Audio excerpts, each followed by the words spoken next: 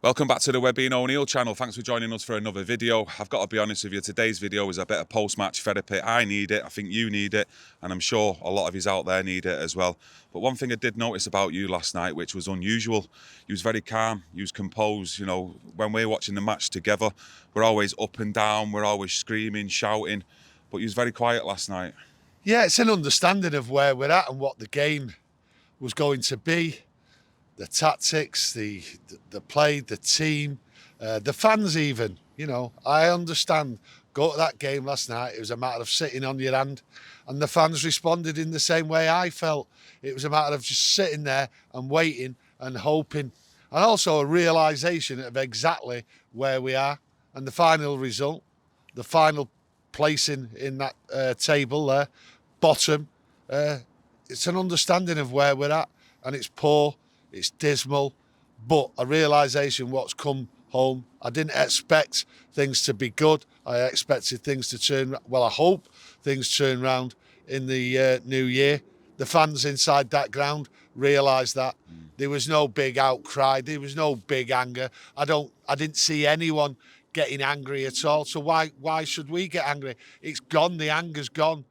There's a realisation there now at how poor this team is. Not just the team, everything around it, the club, the tactics, everything, you name it, the people in charge. And I think everyone inside that ground, it came home to roost last night. It just came home and it was like, this is where we're at, and it's so poor, it's bad, and hopefully it can improve.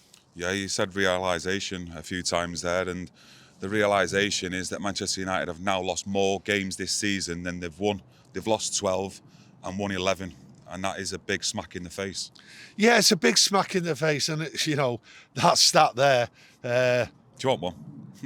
No, I don't want a smack in the face. No. I just know in you, when I say smack in the face, you start smiling. It's like gets you a little bit giddy or something. No.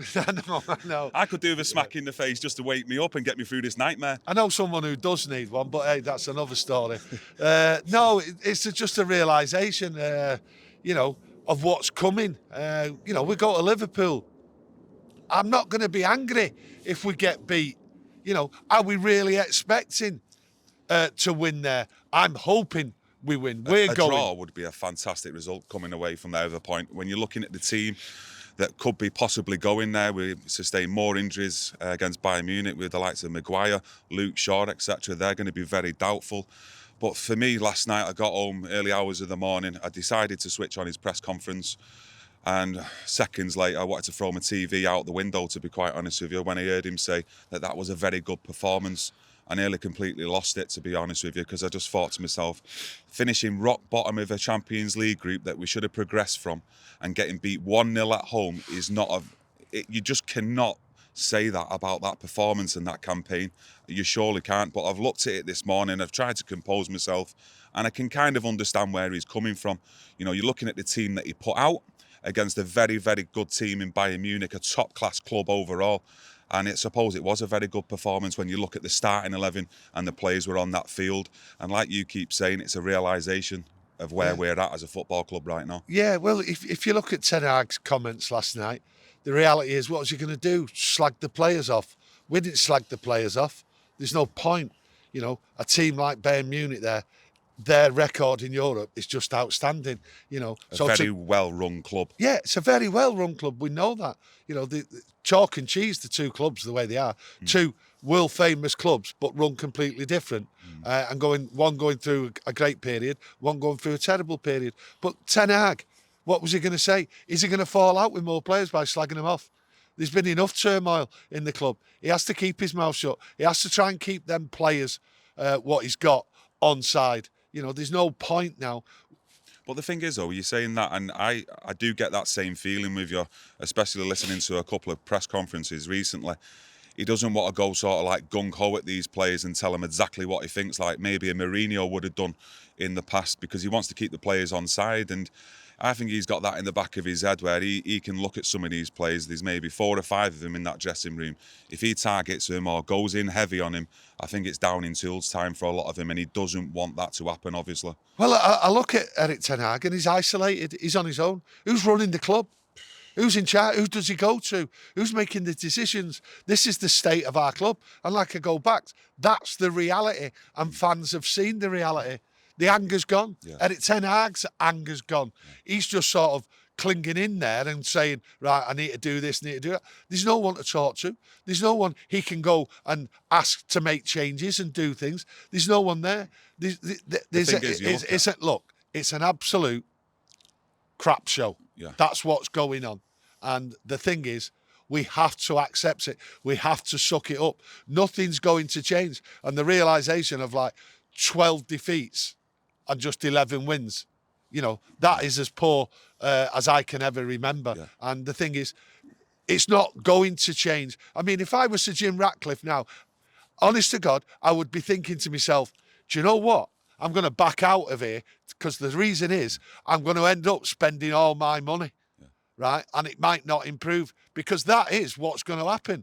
The amount of money, what needs to be invested, right, in the infrastructure, the changing of personnel, the changing of the people inside who are supposed to be in charge is going to be absolutely, I don't even know how much it's going to cost, but you're talking billions. Yeah. And Jim Ratcliffe now must be thinking, and having second thoughts and thinking, what am I getting into here? Because looking from the outside, it's a disaster what's going on. And Erik ten Hag is stood there and no one is putting an arm round him, trying to help him. He is so isolated, it's unreal. There's players who have down tools and everything. But the good thing is, the fans inside that ground know exactly where we're at.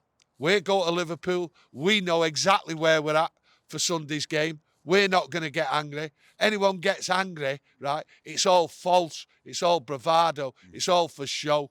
We know where we're at, fans. Every team in this Premier League has suffered like we've suffered, and it's our turn. That's how I see it. Yeah, no, I totally get you when you talk about leadership. There's not even a CEO there. You've got an interim in Patrick Stewart. I don't think any of them guys at the moment would even make a decision on Erik ten Hag's future, and I think it's going to be firmly placed into Jim Ratcliffe's hands once he does take control. And it's just like going back to school. When the headmaster's not in, you run amok. I know I certainly did. So it's that kind of situation where the players out there, they don't feel that they've got the responsibility to keep turning up week in, week out, because there's no one there who's going to really go and point the finger at him. Ten Hag can't at the moment because he's isolated, like you say, so he's got to try and make the best out of a bad situation. And I come across a video on YouTube last night as well on my recommended list, and it was a short video of when Erik ten Hag first arrived at the club, and you've seen how vibrant he was, how keen he was, to get stuck into this job. And then you look at him last night, it's like his soul's been took out of him. This soul's been ripped out of the club by the Glazers now for 10, 18 years. And that Erik ten Hag, in the space of 15 months, 16 months, he's starting to look like Ole Gunnar Solskjaer at the end, where he just doesn't know what to do, doesn't know what direction to go in. I think he's also getting confused with his own tactics to try and improve things as well. And desperate. Some of these players... Yeah, I totally agree. He is desperate. And desperate. When you're talking about Sir Jim Ratcliffe, with the amount of money he might have to invest into this squad, here's another stat for you. It's not just the squad. Here's another stat for you. Go on. Who was the last forward to score for Manchester United at Old Trafford? Let me tell you, it was Jadon Sancho on the last game of the season last year against Fulham, which we won 2-1. He was the last forward player for Manchester United to score at Old Trafford in the league. What is all that about? Come on, Hoyland, for Sunday. Hoyland, I know. Anthony, you've got there Garnacho, Rashford. You look at the forward players that we've got. It's not good enough. How can that? I mean, it shocked me. It's actually left me lost for words to repeat it again. Right, it's like this. That just shows you the realisation, again, we keep using that word. That is where we're at. But surely these players are better than that. Surely they are. So what's going wrong? Listen, you mentioned running amok. Players for years now have run amok inside, right? They've been like the masters, not the managers. Each manager has always started off excellent and then ended up looking like as though like they're a walking corpse. That's what happens to managers here. And it's because of the people who've been running the club from the top have allowed players and every other department to run amok and do what they wanted. And it has to change. Just drain the life out of them. And I'll finish on this one. And I don't know how whoever takes control of this club next year soon as the new year comes, he's going to change that. I just don't know. But I'm going to stick with this team, and I've said it time and time again, right? We've got to suck it up.